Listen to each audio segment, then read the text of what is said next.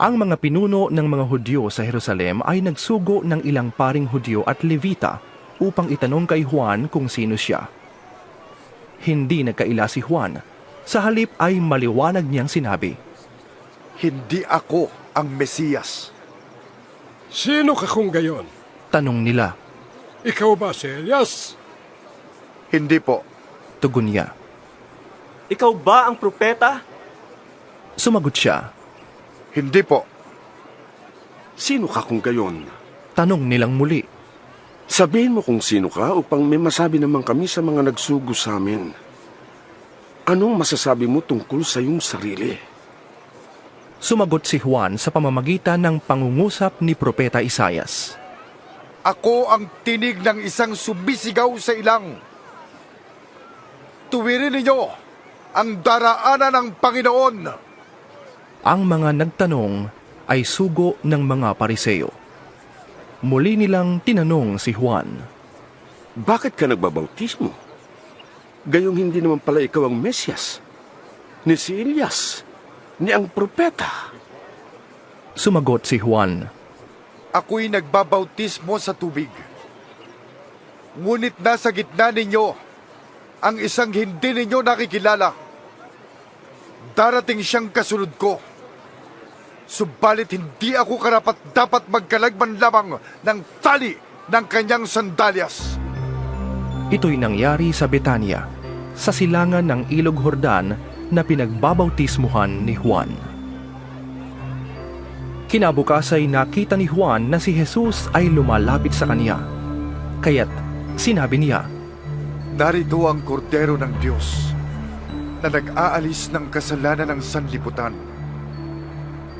Siya ang tinutukoy ko nang sabihin kung ang dumarating na kasunod ko ay higit sa akin. Sapagkat siya ay naroon na bago pa man ako ipanganak. Hindi ko rin siya nakikilala noon. Ngunit ako'y naparitong nagbabautismo sa tubig upang ipakilala siya sa Israel. ganito ang patotoo ni Juan. Nakita ko ang espiritu na parang kalapating bumababa, buhat sa langit, at nanatili sa kanya. Hindi ko nga siya nakikilala noon. Ngunit ang nagsugo sa akin upang magbautismo sa tubig ang nagsabi sa akin, Ang sino mang makikita mong bababaan at pananatilihan ng espiritu, siya ang magbabautismo sa pamamagitan ng Espiritu Santo. Ngayon ay nakita ko siya at pinapatotohanan kong siya ang anak ng Diyos. Kinabukasan, naroon uli si Juan kasama ang dalawa sa kaniyang mga alagad. Nang makita niya si Jesus na nagdaraan ay kaniyang sinabi, Narito ang kordero ng Diyos. Narinig ng dalawang alagad ang sinabi niya at sumunod sila kay Jesus. Lumingon si Jesus at nang makita niyang sumusunod sa kaniya ang mga ito, sila'y tinanong niya. Ano ang kailangan ninyo? Sumagot sila. Saan po kayo nakatira, Rabbi? Ang kahulugan ng salitang ito'y guro, Halik kayo at tingnan ninyo. sabi ni Jesus. Sumama sila kay Jesus at nakita nila ang kaniyang tinitirhan at tumuloy sila roon ng araw na iyon. Nooy mag-aalas 4 na ng hapon. Ang isa sa dalawang alagad na nakarinig kay Juan at sumunod kay Jesus ay si Andres na kapatid ni Simon Pedro. Unang hinanap ni Andres ang kanyang kapatid na si Simon. Sinabi niya rito, Nakita na namin ang Mesiyas. ang kahulugan ng salitang ito'y Kristo. At isinama ni Andres si Simon kay Jesus. Tiningnan ni Jesus si Simon at sinabi sa kanya, Ikaw ay si Simon na anak ni Juan. Ikaw ay tatawaging Cefas. Ang katumbas ng pangalang ito'y Pedro. Kinabukasan, minabuti ni Jesus na pumunta sa Galilea. Nakita niya si Felipe at sinabi ni Jesus sa kanya, Sumunod ka sa akin.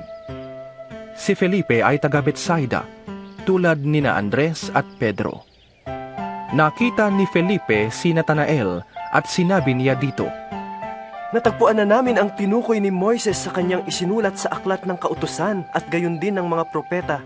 Siya ay si Jesus na taga Nazaret, na anak ni Jose. May mabuti bang maaaring magmula sa Nazareth? tanong ni Natanael. Sumagot si Felipe. Halika't tignan mo. Nang malapit na si Natanael ay sinabi ni Jesus, Masdan ninyo ang isang tunay na Israelita. Wala siyang anumang pagkukunwari. Tinanong siya ni Natanael. Paano ninyo ako nakilala? Sumagot si Jesus. Bago ka patawagin ni Felipe, nakita na kita nang ikaw ay nasa ilalim ng puno ng igos. Sumagot si Natanael. Guro, kayo nga po ang anak ng Diyos. Kayo ang hari ng Israel. Sinabi ni Jesus, Sumampalataya ka ba dahil sa sinabi ko sa iyong nakita kita sa ilalim ng puno ng igos? Higit pa riyan ang makikita mo. at sinabi niya sa kanila, Tandaan ninyo, makikita ninyong bukas ang langit at ang mga anghel ng Diyos ay manhik-manaog sa kinaroroonan ng anak ng tao. Pagkalipas ng 2 araw, may kasalan sa Kana na nasa Galilea at naroon ang ina ni Jesus. Si Jesus at ang kaniyang mga alagad ay inanyayahan din sa kasalan. Kinapos ng alak, kaya't sinabi ng ina ni Jesus sa kaniya. Naubusan sila ng alak. Sinabi ni Jesus, Huwag ninyo kong pangunahan, ginang. Hindi pa ito ang panahon ko. Sinabi ng kaniyang ina sa mga naglilingkod. Gawin ninyo ang anumang sabihin niya sa inyo. May 6 na tapayan doon. Ang bawat isa'y naglalaman ng 75 hanggang 115 litro. Nakalaan ang mga ito para sa paghuhugas ayon sa tuntuning pangrelihiyon ng mga Hudyo. Sinabi ni Jesus sa mga tumutulong doon, Punuin ninyo ng tubig ang mga tapayan. at pinunungan nila ang mga tapayan hanggang sa labi. Pagkatapos, sinabi niya, Kumuha kayo ng kaunti at dalhin ninyo sa namamahala ng handaan. Dinalhan nga nila ang namamahala ng handaan at tinikman nito ang tubig na naging alak. Hindi niya alam kung saan ang galing iyon, subalit alam ng mga sumalok ng tubig. Kaya't tinawag niya ang lalaking ikinasal at sinabi, Ang unang inihahain ay ang masarap na alak. Kapag marami nang nainom ang mga tao, saka inihahain ang mababang uri. Ngunit, sa huli ninyo inilabas ang masarap na alak? Ang nangyaring ito sa Kana na nasa Galilea ay siyang unang himalang ginawa ni Jesus. Sa pamamagitan nito'y inihayag niya ang kaniyang kapangyarihan at nanalig sa kaniya ang mga alagad. Pagkatapos nito, pumunta si Jesus sa Capernaum kasama ang kaniyang ina, mga kapatid at mga alagad at sila'y nanatili roon ng ilang araw. Malapit na ang Paskwa ng mga Hudyo, kaya't pumunta si Jesus sa Jerusalem. Nakita niya sa templo ang mga nagtitinda ng mga baka, tupa at kalapati, at ang mga namamalit ng salapi.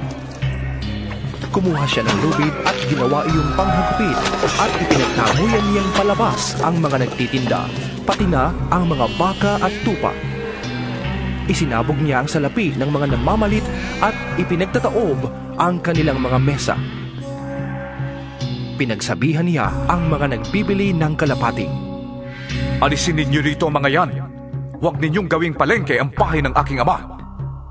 Naalala ng kaniyang mga alagad ang sinasabi sa kasulatan. Ang aking malasakit sa iyong bahay ay parang apoy na tutupok sa akin. Dahil dito'y tinanong siya ng mga pinuno ng Hudyo.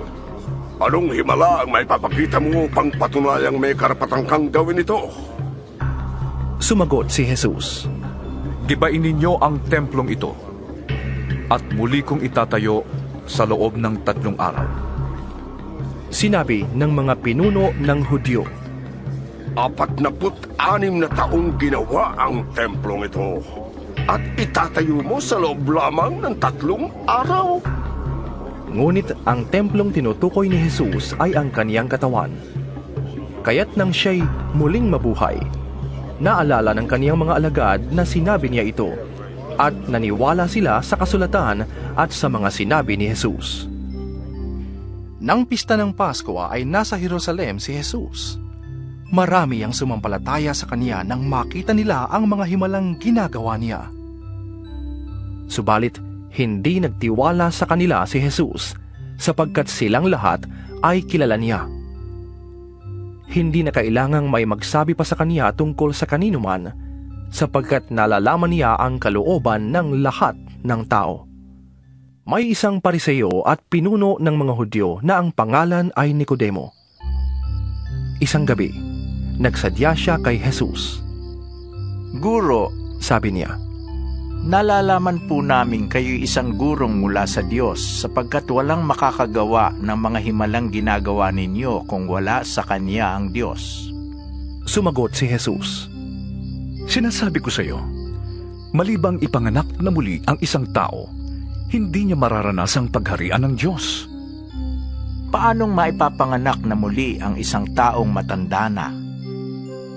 Makakapasok pa ba siya sa tiyan ng kanyang ina para muling isilang? Tanong ni Nicodemo. Sagot naman ni Jesus. Sinasabi ko sa iyo, maliban na ang tao'y ipanganak sa tubig at sa espiritu, hindi siya paghaharian ng Diyos. Ang tao'y ipinapanganak ng kanyang mga magulang ayon sa laman, ngunit siya'y ipinapanganak ng espiritu ayon sa espiritu. Huwag kang magtaka sa sinabi ko sa iyo, kayong lahat ay kailangang ipanganak na muli. Umiihip ang hangin kung saan ito ibig, at naririnig mo ang ugong nito, ngunit hindi mo alam kung saan ito nanggagaling at kung saan napaparoon. Ganoon din ang nangyayari sa bawat ipinanganak ng espiritu. Paano pong mangyayari iyon? Tanong ni Nicodemo. Sumagot si Jesus. Guro ka pa naman sa Israel at hindi mo nauunawaan ang mga bagay na ito? Tandaan mo, ang aming nalalaman ang sinasabi namin, at ang aming nasaksihan ang pinapatotohanan namin. Ngunit hindi ninyo tinatanggap ang aming patotoo. Kung hindi ninyo pinapaniwalaan ang mga sinasabi ko tungkol sa mga bagay sa lupa, paano ninyo mapapaniwalaan kapag ang sinabi ko'y tungkol sa mga bagay sa langit? Walang umakyat sa langit, kundi ang bumaba mula sa langit, ang anak ng tao. At kung paanong itinaas ni Moises ang ahas na tanso doon sa ilang, gayon din naman, kailangang itaas ang anak ng tao upang ang sinumang sumampalataya sa kanya ay magkaroon ng buhay na walang hanggan. Sapagkat gayon na lamang ang pag-ibig ng Diyos sa sanlibutan, kaya ibinigay niya ang kanyang kaisa-isang anak, upang ang sinumang sumampalataya sa kanya ay hindi mapahamak, kundi magkaroon ng buhay na walang hanggan. Sapagkat sinugo ng Diyos ang kanyang anak, hindi upang hatulang maparusahan ng mga tao, kundi upang iligtas ang mga ito sa pamamagitan niya. Hindi hinahatulang maparusahan ang sumasampalataya sa anak, ngunit hinatulan na ang hindi sumasampalataya, sapagkat hindi siya sumampalataya sa kaisa-isang anak ng Diyos. Ganito ang paghatol ng Diyos. Naparito sa sanlibutan ang ilaw, ngunit inibig pa ng mga tao ang dilim kaysa liwanag, sapagkat masasama ang kanilang mga gawa.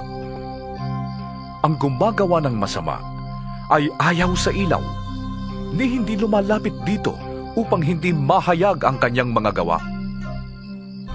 Ngunit ang namumuhay sa katotohanan ay lumalapit sa ilaw upang mahayag na ang mga ginagawa niya'y pagsunod sa Diyos. Pagkatapos nito, Si Jesus at ang kaniyang mga alagad ay nagpunta sa lupain ng Judea. Nanatili siya roon ng kaunting panahon kasama nila at nagbabautismo. Si Juan ay nagbabautismo rin naman sa Enon, malapit sa Salim, sapagkat maraming tubig doon. Pumupunta sa kaniya ang mga tao at nagpapabautismo. Hindi pa noon nabibilanggo si Juan. Minsan, nagkaroon ng pagtatalo ang mga alagad ni Juan at ang isang Hudyo tungkol sa paraan ng paglilinis. Kaya't pumunta sila kay Juan at sinabi sa kanya, Guro, yun pong lalaking kasama ninyo sa ibayo ng Hordan na inyong pinatotohanan ay nagbabautismo rin. Nagpupuntahan sa kanya ang lahat. Sumagot si Juan, Kahit sino'y walang tatanggaping anuman, malibang ito'y ipagkaloob sa kanya ng Diyos. Kayo na rin ang makakapagpatunay na sinabi kong hindi ako ang Mesiyas. Sugo lamang akong nauna sa kanya. Para sa lalaking ikakasal ang babaeng ikakasal. Ang abay na naghihintay sa pagdating ng lalaking ikakasal ay lubos na nagagalak kapag narinig niya ang tinig nito. Gayon din naman, lubos na ang kagalakan ko ngayon. Kinakailangan siya ay maging dakila at ako na may maging mababa. ang mula sa itaas ay dakila sa lahat. Ang mula sa lupa ay tagalupa at nagsasalita tungkol sa mga bagay sa lupa. Ang mula sa langit ay dakila sa lahat. Pinapatotohanan niya ang kaniyang nakita at narinig, ngunit walang naniniwala sa kaniyang patotoo. Ang naniniwala sa kaniyang patotoo ay nagpapatunay na ang sinabi ng Diyos ay katotohanan.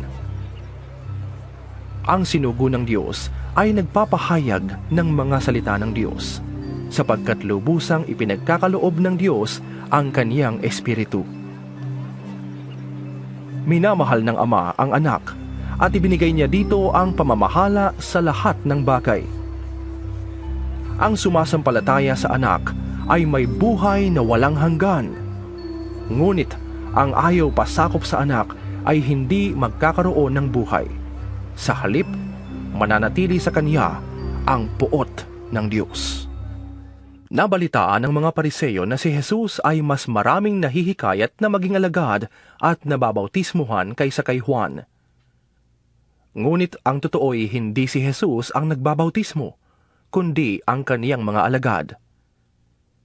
Nang ito'y malaman ni Jesus, siya'y umalis sa Judea at bumalik sa Galilea at kailangang sa Samaria siya dumaan. Dumating siya sa isang bayan na tinatawag na Sicar. Malapit ito sa bukid na ibinigay ni Jacob sa kaniyang anak na si Jose. Dito matatagpuan ang balon ni Jacob. Dahil sa siya'y napagod sa paglalakbay, umupo si Jesus sa tabi ng balon. Halos katanghalian na noon. May isang Samaritanang dumating upang umigib, at sinabi ni Jesus sa kaniya, "Maaari bang makiinom?" Wala noon ang kaniyang mga alagad sapagkat bumibili ng pagkain sa bayan. Sinabi sa kaniya ng babae, Ikaw ay Hudyo, at Samaritana naman ako. Bakit ka humihingi sa akin ng inumin? Sinabi niya iyon sapagkat hindi nakikitungo ang mga Hudyo sa mga Samaritano. Sumagot si Jesus, Kung alam mo lamang ang kaloob ng Diyos, at kung sino itong nakikiinom sa iyo, ikaw ang hihingi sa Kanya, at bibigyan ka naman niya ng tubig na nagbibigay buhay. Ginoo, wika ng babae, malalim ang balong ito, at wala ka namang panalok. Saan ka kukuha ng tubig na nagbibigay buhay? Ang balong ito ay pamana pa sa amin ng aming ninunong si Jacob. Dito siya uminom, gayon din ang kanyang mga anak at mga hayop. Higit ka pa ba sa kanya? sumagot si Jesus, Ang bawat uminom ng tubig na ito'y muling mauuhaw. Ngunit ang sino mang uminom ng tubig na ibibigay ko sa kanya, ay hindi na muling mauuhaw kailanman. Ang tubig na ibibigay ko ay magiging batis sa loob niya, at patuloy na bubukal at magbibigay sa kanya ng buhay na walang hanggan. Sinabi ng babae, Ginoo, bigyan mo ako ng tubig na ito upang hindi na ako mauhaw, ni pumarito pa upang sumalok. Umuwi ka at isama mo rito ang iyong asawa. wika ni Jesus. Wala akong asawa. Sagot ng babae. Tama ang sinabi mong wala kang asawa, Tugon ni Jesus. sapagkat 5 na ang iyong naging asawa, at ang kinakasama mo ngayon ay hindi mo asawa. Totoo ang sinabi mo. Sinabi ng babae, Ginoo, tila yata isa kang propeta. Dito sa bundok na ito, sumamba sa Diyos ang aming mga ninuno. Ngunit sinasabi ninyong mga Hudyo na sa Jerusalem lamang dapat sambahin ang Diyos? Sinabi naman ni Jesus, Maniwala ka sa akin, Ginang.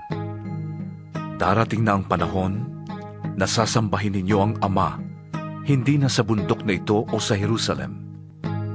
Hindi ninyo nakikilala ang inyong sinasamba, ngunit nakikilala namin ang aming sinasamba, sapagkat ang kaligtasan ay nagmumula sa mga Hudyo.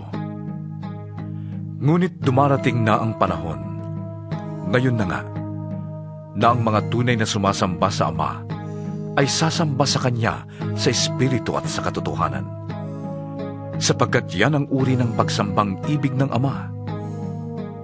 Ang Diyos ay Espiritu, kaya dapat siyang sambahin sa Espiritu at sa katotohanan. Sinabi ng babae, Nalalaman ko pong darating ang Mesiyas, ang tinatawag na Kristo. Pagdating niya, siya ang magpapahayag sa amin ng lahat ng bagay. Ako nga ang tinutukoy mo. Akong kausap mo ngayon. Sabi ni Jesus. Dumating ang kaniyang mga alagad ng sandaling iyon at nabigla sila nang makita nilang nakikipag-usap si Jesus sa isang babae. Ngunit isa man sa kanila'y walang nagtanong sa babae, ano ang kailangan ninyo? Wala ring nagtanong kay Jesus, bakit ninyo siya kinakausap? Iniwan ng babae ang kaniyang banga, bumalik sa bayan at sinabi sa mga taga roon, Hali kayo! Tingnan ninyo ang taong nagsabi sa akin ng lahat ng ginawa ko. Siya na kaya ang Kristo? Kaya't lumabas ng bayan ang mga tao at nagpunta kay Jesus. Samantala, makailang ulit na sinabi ng mga alagad kay Jesus, Guro, kumain na kayo. Ngunit sumagot siya, Ako'y may pagkaing hindi ninyo alam. kaya't nag-usap-usap ang mga alagad. May nagdala kaya sa kanya ng pagkain? Sinabi sa kanila ni Jesus, Ang pagkain ko'y ang tuparin ang kalooban ng nagsugo sa akin at tapusin ang ipinapagawa niya sa akin. Hindi ba sinasabi ninyo, 4 na buwan pa at anihan na? Sinasabi ko naman sa inyo, masdan ninyo ang mga bukid. Hinog na ang trigo at handa ng anihin. Ang umaani ay tumatanggap ng upa at nagtitipo ng bunga para sa buhay na walang hanggan. Kaya't kapwa nagagalak ang nagtatanim at ang umaani. Kaya totoo ang kasabihang, iba ang nagtatanim at iba naman ang umaani. Sinugo ko kayo upang anihin ang hindi ninyo itinanim. Iba ang naghirap dito at kayo naman ang umani ng kanilang pinaghirapan. Maraming Samaritano sa bayang iyon ang nanalig kay Jesus dahil sa patotoo ng babae. Sinabi niya sa akin ang lahat ng aking ginawa. Kaya't pumunta sila kay Jesus at nakiusap na tumigil muna siya roon. At tumigil nga siya roon ng 2 araw. At marami pang sumampalataya nang mapakinggan siya. Pagkatapos, sinabi nila sa babae, Naniniwala kami ngayon.